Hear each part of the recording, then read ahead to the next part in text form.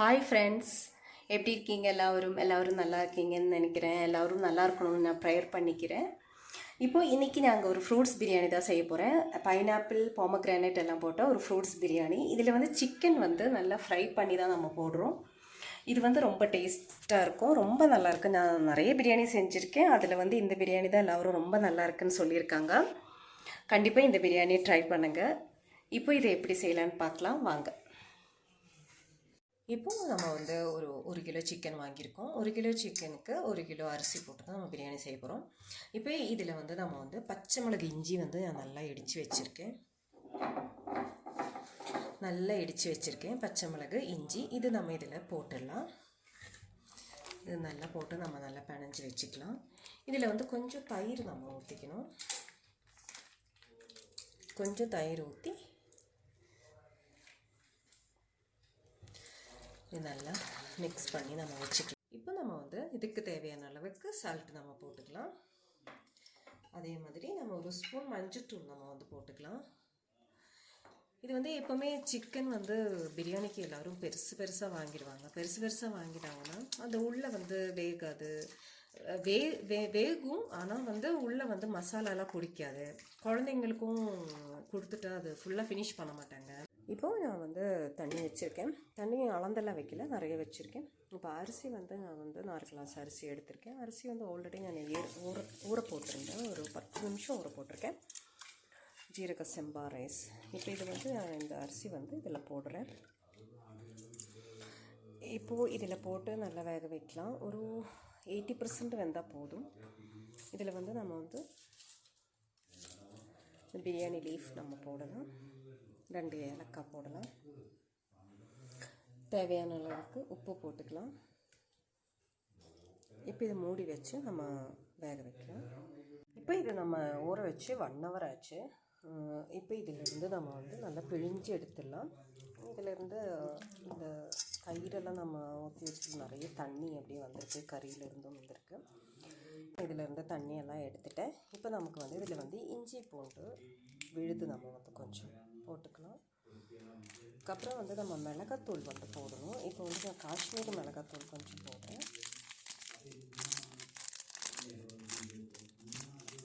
காஷ்மீரி மிளகாத்தூள் கலருக்காக, ரொம்ப காரம் இருக்காது, அதனால் அது கொஞ்சம் போடுறேன். அப்புறம் நம்மளுடைய மிளகாத்தூள் கொஞ்சம் நம்ம போட்டுக்கலாம்.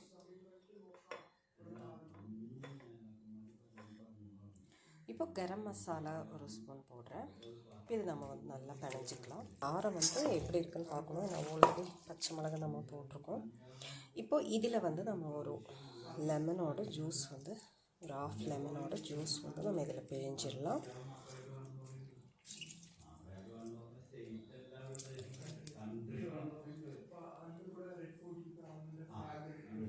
இப்போ நம்மளுடைய ரைஸ் வெந்துகிட்டே இருக்குது. ஒரு 1/2 பாயில் ஆகிருக்கு.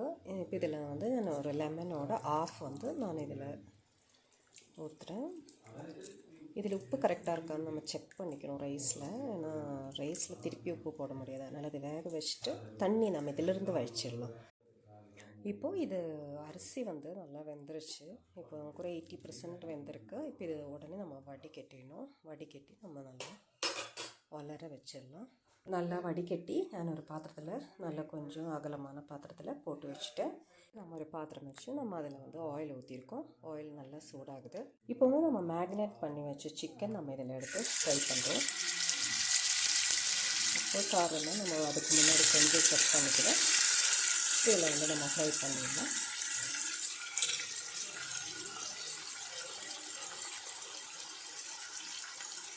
இப்போது மசாலா வந்து நான் இதெல்லாம் தான் எடுத்திருக்கேன். இது வந்து நம்ம வந்து பிரியாணி இலை, பே லீஃப் நல்லா சொல்லுவோம் அது மாதிரி. அப்புறம் ஜாதிக்காய், ஜாதி பத்திரி, அப்புறம் வந்துட்டு பட்டா, கிராம்பு, ஏலக்காய், இதெல்லாம் தான் நான் எடுத்திருக்கேன். எல்லாமே ஒரு 4 நான் எடுத்திருக்கேன். இப்போ இது ஃப்ரை ஆயிடுச்சு. இதை நம்ம எடுத்துடலாம். இப்போ இதில் வந்து நம்ம 2 வெங்காயம் வந்து நல்லா நைஸாக கட் பண்ணிட்டு எடுத்து வறுத்துக்கலாம். இது வந்து வறுத்து தனியாக நம்ம எடுத்து வச்சுக்கலாம். இது வந்து மேலே வறுத்து போடுறதுக்காக நம்ம தனியாக எடுத்து வச்சுக்கலாம். இதில் உப்பு, சிலவங்க வந்து உப்பு சுகரும் போடுவாங்க. இப்போ இன்றைக்கி சுகர் போடலை, ஏன்னா இதில் சேர்த்து வறுக்கிறதுனால இதிலேயே நம்ம பிரியாணி சேர்க்கலாம். அதனால் அந்த சுகர் கொஞ்சம் ஜாஸ்தி ஆகிடும். இப்போ இது நல்லா ஃப்ரை ஆகிட்டே இருக்கு. இது நம்ம எடுத்துடலாம். இதை எடுத்துகிட்டு நல்லா விரித்து போட்டுடலாம் ஒரு பிளேட்டில். இப்போ நம்ம வெங்காயத்தை நல்லா ஒரு பாத்திரத்தில் விரித்து போட்டுட்டோம். இங்கே சிக்கன் ஃப்ரை பண்ணதை எடுத்து வச்சுருக்கோம். இப்போ மீதி இருக்கிற ஆயிலில் நமக்கு 2 வெங்காயம், பெரிய 2 வெங்காயத்தை நான் கட் பண்ணி போடுறேன். 3 பச்சை மிளகாவும் அப்படியே தான் போடுறேன். இப்போ இது வந்து நம்ம இதில் வதக்கிக்கலாம். இப்போ நமக்கு பிரியாணிக்கு தேவையான மசாலா ரெடி பண்ணுறதுக்காக நம்ம வதக்கிக்கலாம்.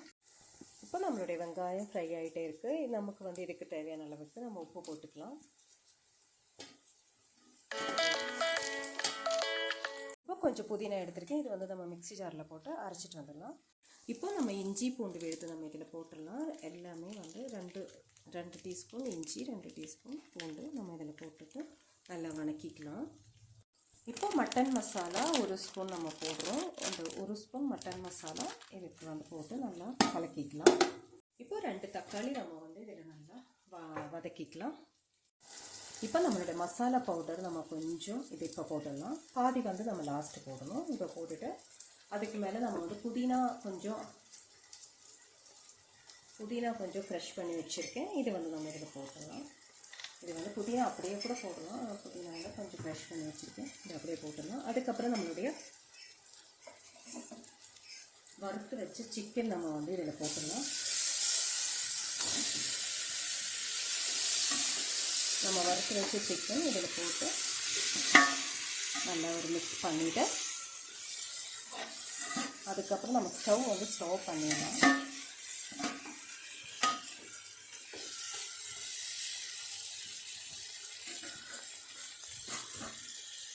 இப்போ ஸ்டவ் வந்து நம்ம ஸ்லோ பண்ணிவிட்டு நம்ம வந்து அரிசி நம்ம போட்டுடலாம். சாப்பாடு ஆயிடுச்சு. இப்போது இது வந்து ஒரு 80% வெந்திருக்கு. இது வந்து நம்ம இதில் போட்டுடலாம்.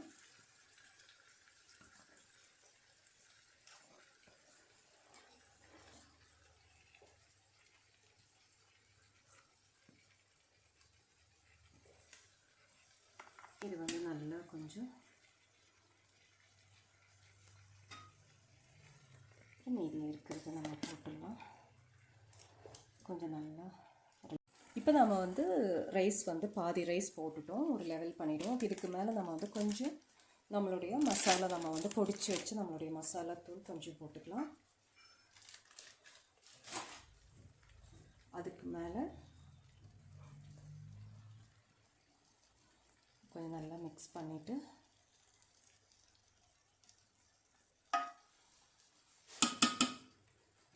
அதுக்கு மேலே நான் கட் பண்ணி வச்ச பைனாப்பிள் குட்டி குட்டியாக கட் பண்ணி வச்சுருக்கேன். இது வந்து ஒரு ஃப்ரூட் பிரியாணி. பைனாப்பிள் வந்து ரொம்ப சின்னதாக கட் பண்ணி வச்சுருக்கேன். இது நம்ம இதில் போட்டுடலாம். ஸ்டவ் வந்து ஸ்லோவில் வச்சிடலாம். அதுக்கு மேலே நம்ம இந்த ரைஸ் போட்டுடலாம். பேலன்ஸ் ரைஸ் நம்ம இதில் போட்டுடலாம். இனி வந்து மேலே கொஞ்சம் நம்ம பொடிச்சு வச்ச மசாலா கொஞ்சம் மேலே தூவி விட்டுடலாம். அவ்வளோதான், ஃபினிஷ் ஆயிடுச்சு மசாலா. இதுக்கு மேலே நம்ம வந்து நம்மளுடைய வறுத்து வச்சு நம்மளுடைய வெங்காயம் இதில் போட்டுடலாம்.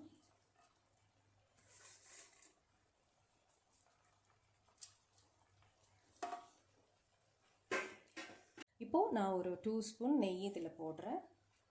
நெய் வந்து நம்ம ஃபஸ்ட்லேருந்து போடல, இப்போ தான் போடுறோம்.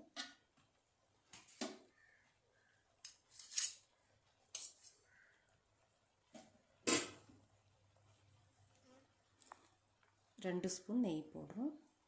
இப்போ நம்ம வந்து இதை வந்து 10 நிமிஷம் மூடி சிம்மில் வச்சுக்கலாம். இப்போது 10 நிமிஷம் ஆயிடுச்சு. நம்ம வந்து சிம்மில் வச்சுட்டோம். இது தம்மில் வச்சுட்டோம்.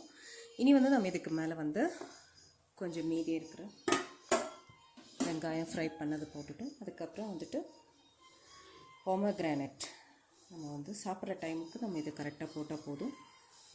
அதனால் பொமக்ரானட் நம்ம போட்டுக்கலாம். இதில் வந்து முந்திரி பருப்பு நம்ம வந்து டேட்ஸ் என்ன வேணால் நம்ம போடலாம். இது வந்து நம்ம போட்டுடலாம். அப்புறம் கொத்தமல்லி தழை நம்ம போட்டுடலாம். இனி நம்ம வந்து சர்வ் பண்ணலாம்.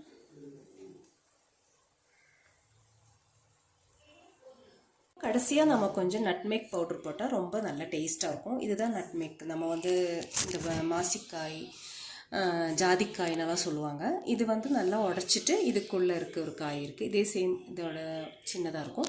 இது நல்லா நம்ம வந்து உடச்சிட்டு நம்ம வந்து பவுட்ரு பண்ணி நம்ம போட்டுக்கணும். அது பிரியாணியில் போட்டால் ரொம்ப டேஸ்ட்டாக இருக்கும். இப்போ நான் இதில் போட்டிருக்கேன். இப்போ இது நம்ம வந்து இப்படி நம்ம எடுத்துக்கலாம்.